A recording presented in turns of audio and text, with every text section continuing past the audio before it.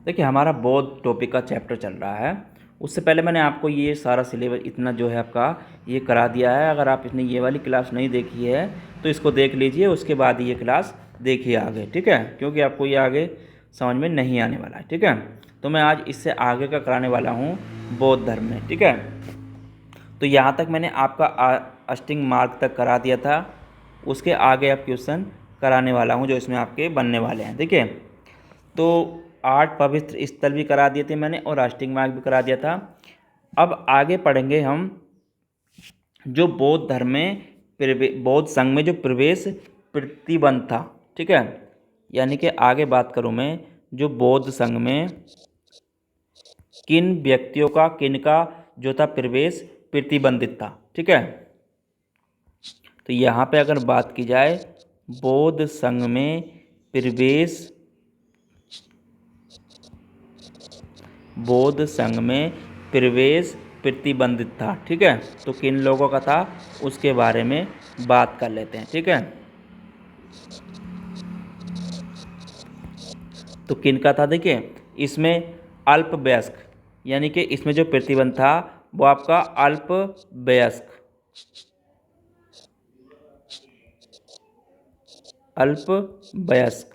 जो अल्पवयस्क का भी इसमें क्या था प्रवेश प्रतिबंध था, मतलब 15 वर्ष से कम।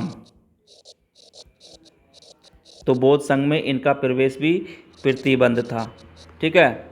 दूसरा था आपका चोर का भी प्रवेश प्रतिबंध था और आपका ऋणी, ठीक है, ऋणी का भी प्रवेश प्रतिबंध था। और आपका आगे था इसमें राजा के सेवक, ठीक है, राजा के सेवक उनका भी इसमें प्रवेश प्रतिबंध था, ठीक है। उसके बाद इसमें दासों का भी बौद्ध संघ में प्रवेश प्रतिबंध था, ठीक है। उसके बाद थे इसमें आपके रोगी व्यक्ति, ठीक है, और आपके रोगी व्यक्ति का भी इसमें प्रवेश प्रतिबंध था, ठीक है। तो इसमें जो थे ये इन बौद्ध संघ में इनका प्रवेश प्रतिबंधित था, ठीक है। यानी कि अल्पवयस्क 15 वर्ष से कम, चोर, ऋणी, राजा के सेवक, दास, रोगी व्यक्ति, इनका बौद्ध संघ में जो था प्रवेश प्रतिबंध था, ठीक है। चलिए उसके आगे बात करूं, देखिए गौतम बुद्ध ने शिष्या आनंद व गौतमी के कहने पर महिलाओं को बौद्ध संघ में शामिल किया था। यानी कि कहने का मतलब यह है महिलाओं को बौद्ध संघ में शामिल किया, ठीक है। तो किसके कहने पर किया था, महिलाओं को बौद्ध संघ में शामिल, महिलाओं को बौद्ध संघ में शामिल। तो किसके कहने पर किया था, अगर इसकी बात करूं जो शामिल किया था ये क्या था आपका आनंद व गौतमी के कहने पर, ठीक है। किसके कहने पर क्या था, आनंद और गौतमी के कहने पर, ठीक है, आनंद और गौतमी के कहने पर, ठीक है।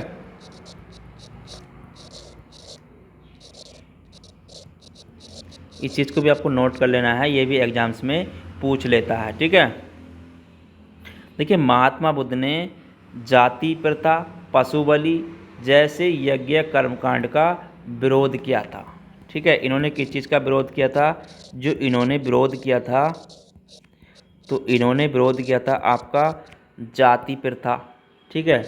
क्या का विरोध किया था, जाति प्रथा, ठीक है, जाति प्रथा का विरोध किया। पशु बलि का भी इन्होंने विरोध किया था और आपका यज्ञ कर्मकांड का भी विरोध किया था, ठीक है। तो इन्होंने इस चीज़ का विरोध किया था, ठीक है, यज्ञ कर्मकांड का भी इन्होंने विरोध किया था, ठीक है। तो इस चीज़ को भी आपको ध्यान रखना है, ये भी एग्जाम्स में पूछ लेता है, ठीक है। उसके बाद इसमें पूछता है आपका, देखिए सारनाथ स्थित भूमि स्पर्श मुद्रा की बुद्ध मूर्ति गुप्त काल से संबंधित है, ठीक है। सारनाथ स्थित जो आपकी भूमि स्पर्श मुद्रा की बुद्ध मूर्ति, ठीक है, भूमि स्पर्श मुद्रा की बुद्ध मूर्ति, भूमि स्पर्श मुद्रा की बुद्ध मूर्ति।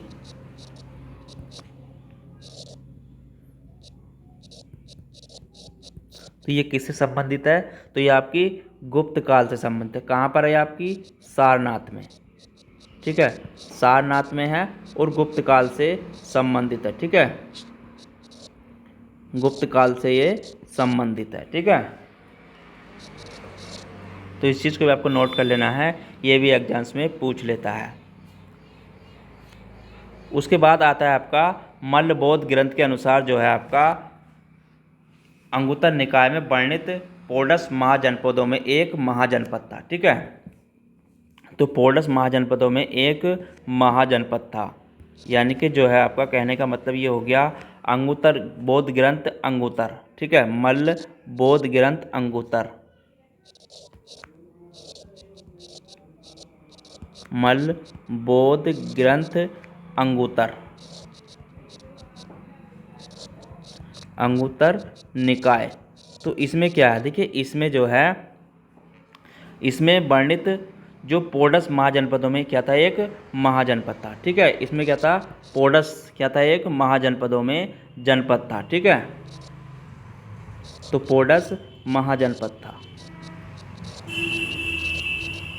तो इस चीज़ को भी नोट कर लेना है, ये भी एग्जाम्स में पूछ लेता है। ठीक है, चलिए उसके बाद बात करूँ मैं। देखिए महात्मा बुद्ध को एशिया के ज्योतिपुंज के तौर पर जाना जाता है। ठीक है, यहाँ पर पूछता है आपका एशिया के ज्योतिपुंज। ठीक है, तो कौन है आपके?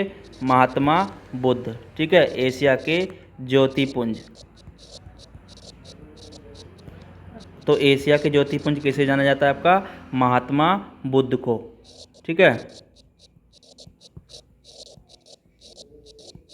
तो ये भी एग्जाम से पूछ लेता है, इस चीज़ को भी आपको नोट कर लेना है। ठीक है,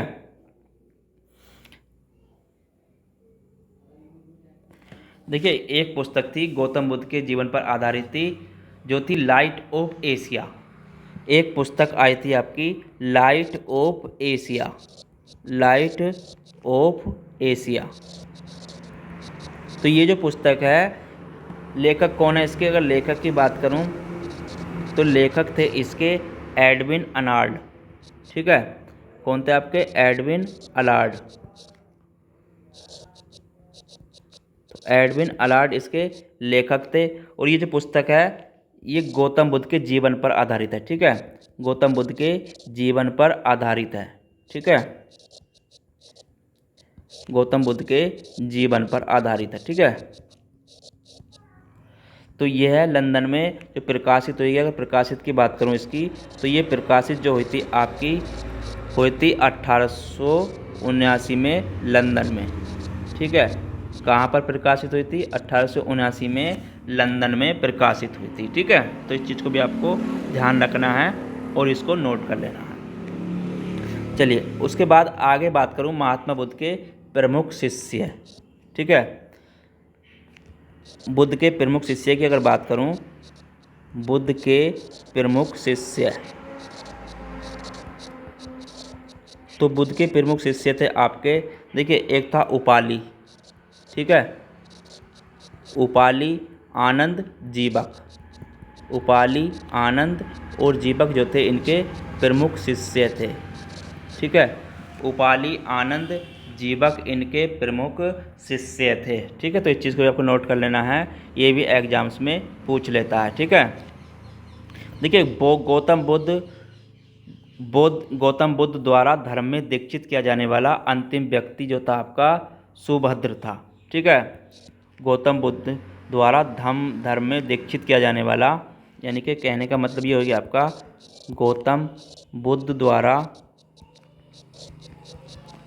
धर्म में दीक्षित किया जाने वाला अंतिम व्यक्ति। ठीक है, धर्म में दीक्षित किया जाने वाला अंतिम व्यक्ति कौन था? तो ये एग्जाम्स में पूछ लेता है। ठीक है,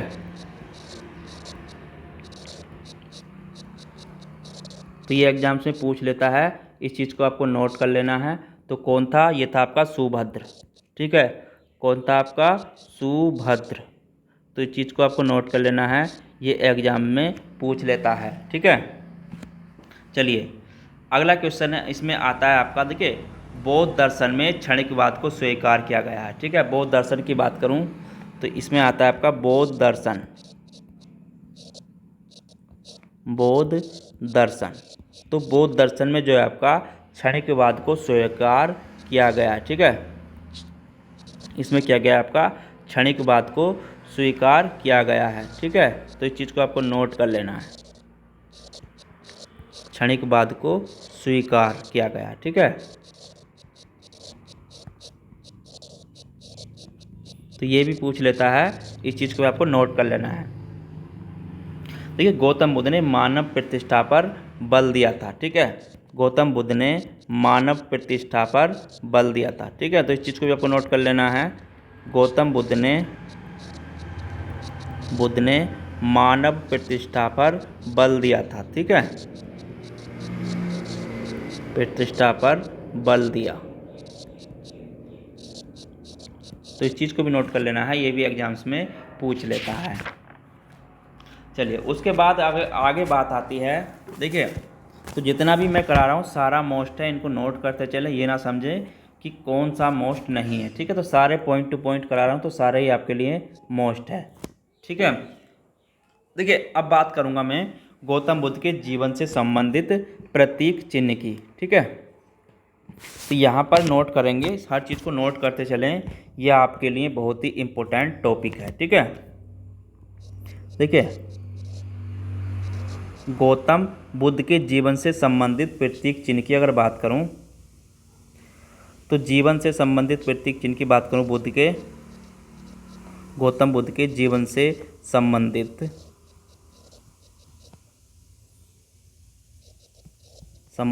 प्रतीक चिन्ह।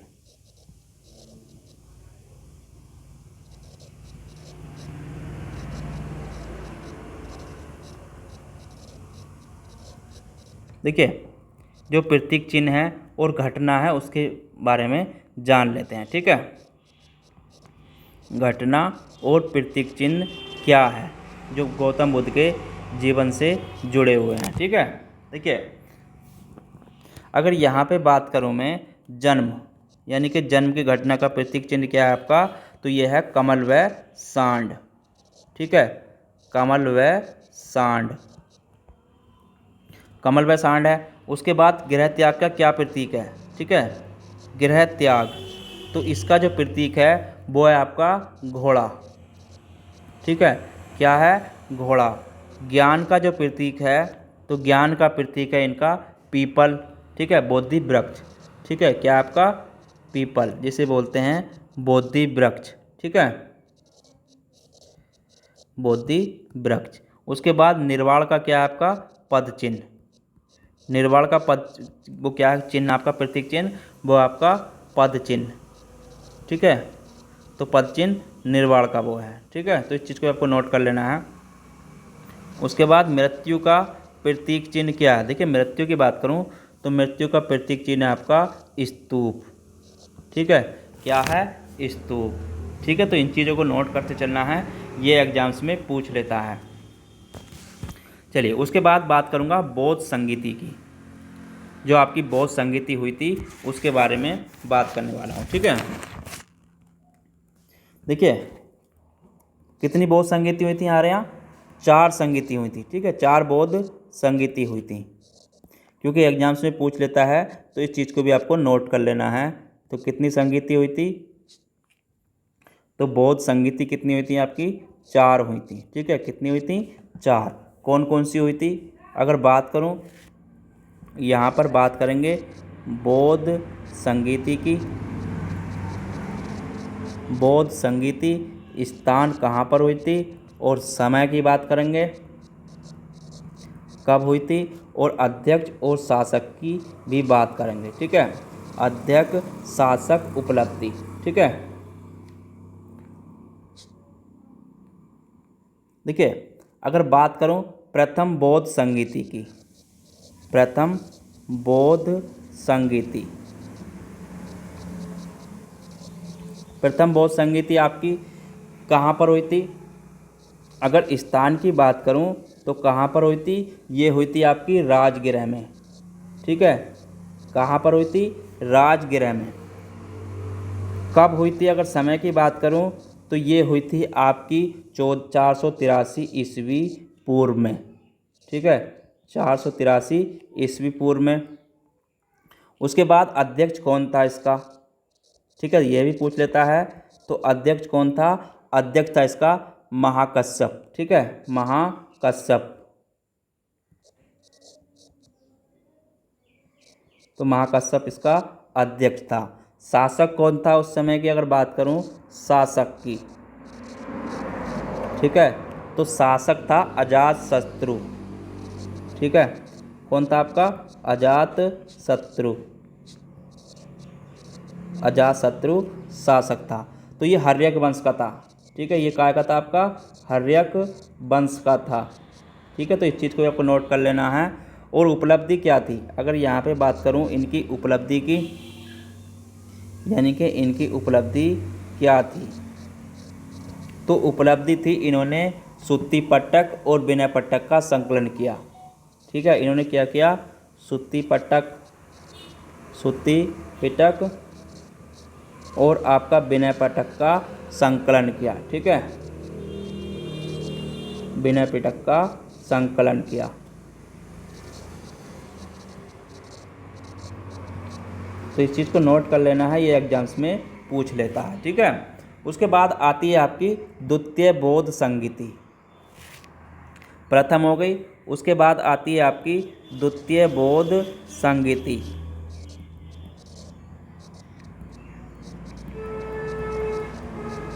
द्वितीय बौद्ध संगीति की देखिए स्थान की बात करूं, कहाँ पर हुई थी आपकी, अगर स्थान की बात की जाती है, स्थान की अगर बात करूं तो ये हुई थी आपकी वैशाली में। ठीक है, कहाँ पर हुई थी आपकी, वैशाली में। ठीक है, कहाँ पर हुई थी, वैशाली में। किसके समय में, कहाँ, कब हुई थी, सन की अगर बात करूं तो 383 ईस्वी पूर्व में। ठीक है, 383 ईस्वी पूर्व में। अध्यक्ष कौन था आपका, सुबुकामी। ठीक है, अध्यक्ष कौन था आपका, सुबुकामी। सुबुकामी इसका अध्यक्ष था। ठीक है, ठीक है, सुबुकामी को इसे साब कमीर भी बोलते हैं। ठीक है, क्या बोलते हैं इसे, साब कमीर। ठीक है, उसके बाद बात करूं यहाँ पे जो इसका शासक था वो कौन था आपका, कालाशोक। ठीक है, शासक कौन था, कालाशोक। ये शिशुनारा वंश का था। ठीक है, काय का था आपका, शिशुनारा वंश का। ठीक है, शिशुनारा वंश का था। ठीक है, तो इस चीज़ को भी नोट कर लेना है, ये एग्जाम्स में पूछ लेता है। अगर इनकी उपलब्धि की बात करूं तो बौद्ध धर्म 2 भागों में विभाजन हो गया। ठीक है, तो इसका उपाधि की बात करूं, उपलब्धि की, तो बौद्ध धर्म का 2 भागों में विभाजन। ठीक है, दूसरी बौद्ध संगीति में बौद्ध धर्म का 2 भागों में विभाजन।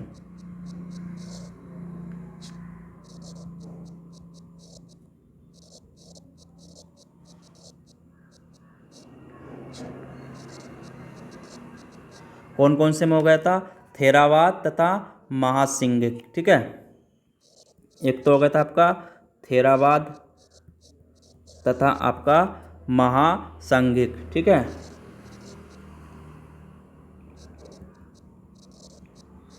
तो इन दो उसमें बट गया था। उसके बाद आती है आपकी तृतीय बौद्ध संगीति। देखिए यहाँ पे अगर आप लिखना चाहें तो लिख सकते हैं, ये आपका स्थान हो गया।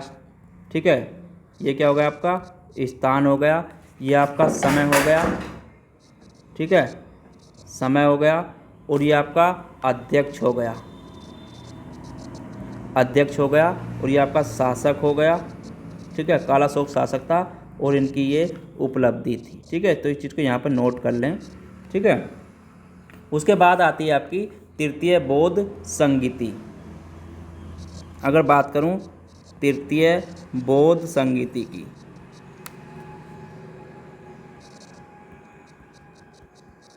तृतीय बौद्ध संगीति, ठीक है, अगर समय की बात करूं कब हुई थी, तो तृतीय बौद्ध संगीति जो हुई थी आपकी कहाँ पर हुई थी, स्थान की पहले बात कर लेता हूं मैं, कहाँ पर हुई थी। देखिए अगर स्थान की बात करूं तो ये हुई थी आपकी पाटलिपुत्र में। ठीक है, कहाँ हुई थी आपकी, पाटलिपुत्र में। ठीक है, पाटलिपुत्र में हुई थी। अगर समय की बात करूं कब हुई थी, तो ये हुई थी आपकी 251 ईस्वी पूर्व में। ठीक है, 251 ईस्वी पूर्व में। अगर बात करूं अध्यक्ष की, अध्यक्ष कौन था उस समय? ठीक है, तो इसका अध्यक्ष था मौंगलिक पुत्तिसिस। ठीक है, मौंगली पुत्तिस, ये इसका अध्यक्ष था। ठीक है, अगर शासक की बात करूं, शासक कौन था उस समय? तो शासक था अशोक। ठीक है, तृतीय बौद्ध संहिता किसके शासन में हुई थी? तो अशोक के समय में। ये कौन से वंश का था? ये मौर्य वंश का था। ठीक है, कौन से वंश का था? मौर्य वंश का था। ठीक है, अगर उपलब्धि की बात करूं, उपलब्धि उस समय की क्या थी? जो उपलब्धि थी उसकी बात की जाए तो इसमें क्या हुआ था, देखिए, अभिधम्मपट्टिका का संकलन। ठीक है, उपलब्धि क्या हुई थी इसमें? अभिधम्मिक पटक का संकलन। ठीक है, अभिधम्मपिटक का संकलन।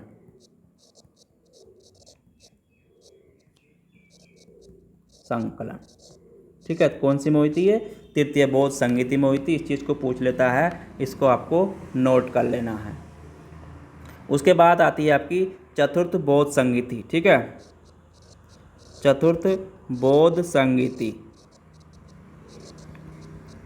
चतुर्थ बौद्ध संहिता की बात करूं, देखिए कहाँ पर हुई थी? अगर स्थान की बात की जाए तो ये हुई थी आपकी कुंडलवन कश्मीर में। ठीक है, कहाँ पर हुई थी? आपकी कुंडलवन कश्मीर में। ठीक है, कुंडलवन कश्मीर में। तो ये पूछ लेता है, चीज़ को नोट कर लेना है। और देखिए समय की बात करूं, समय क्या था?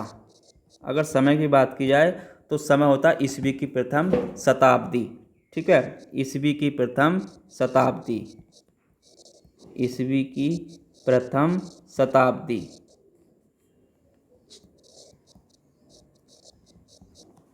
अगर बात करूं अध्यक्ष की, तो अध्यक्ष कौन थे? वसुमित्र। ठीक है, अध्यक्ष कौन थे आपके? वसुमित्र। वसुमित्र अध्यक्ष थे। अगर बात करूं शासक कौन था उस समय, चतुर्थ बौद्ध संहिता के समय, तो शासक था आपका कनिष्क। ठीक है, कौन था आपका? कनिष्क। कनिष्क जो था ये कुषाण वंश का था। ठीक है, काय का था? आपका कुषाण वंश का था। ठीक है, अगर उपलब्धि की बात करूं उस समय की, इस संहिता की उपलब्धि की, तो उपलब्धि क्या थी? ठीक है, उपलब्धि जो थी बौद्ध धर्म का विभाजन 2 भागों में हुआ था। ठीक है, चतुर्थ बौद्ध संहिता में क्या हो गया? बौद्ध धर्म का विभाजन 2 भागों में। ठीक है, बौद्ध धर्म का विभाजन, तो विभाजन काय में हुआ था आपका? 2 भागों में। ठीक है, एक हो गया था महायान और एक आपका हीनयान। ठीक है, महायान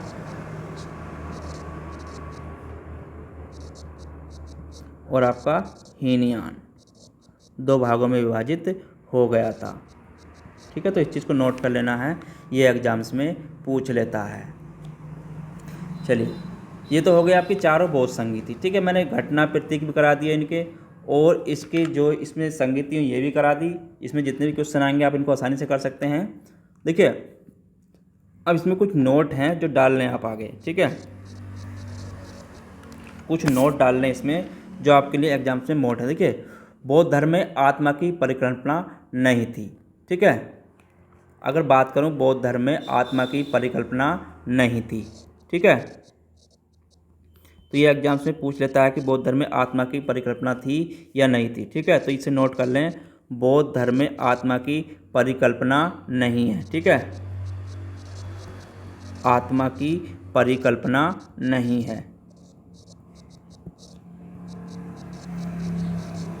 ठीक है, परंतु बौद्ध धर्म में क्या था? पुनर्जन्म तथा कर्म विश्वास था। ठीक है, पुनर्जन्म और आपका कर्म में विश्वास करते थे। ठीक है, पुनर्जन्म और कर्म में विश्वास करते थे। पुनर्जन्म तथा कर्म में विश्वास करते थे। ठीक है।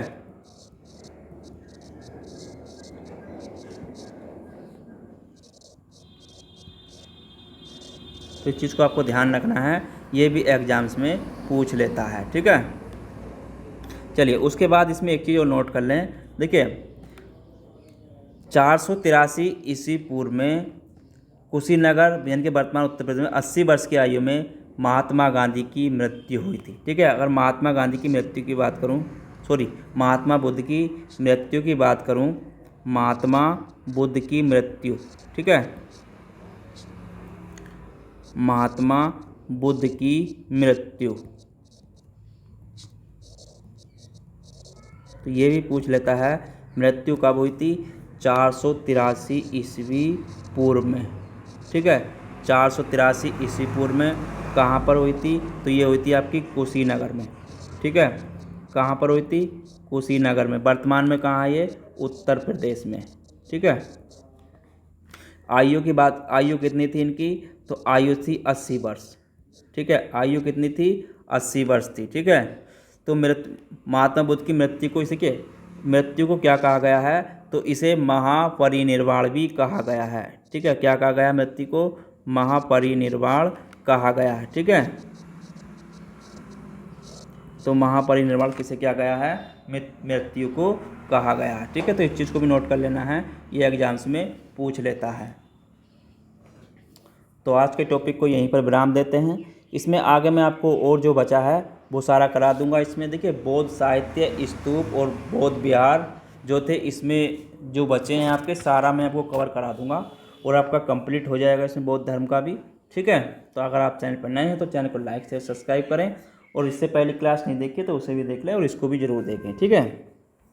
नीचे प्लेलिस्ट डिस्कस में डाल दूंगा, वहाँ से जाकर आप इस क्लास को देख सकते हैं। अगर इसकी PDF चाहिए तो आप नीचे डिस्कशन में जाइए, टेलीग्राम को ज्वाइन कीजिए और वहाँ से इसकी PDF आपको मिल जाएगी। चलिए कल मिलते हैं, जब तक के लिए धन्यवाद।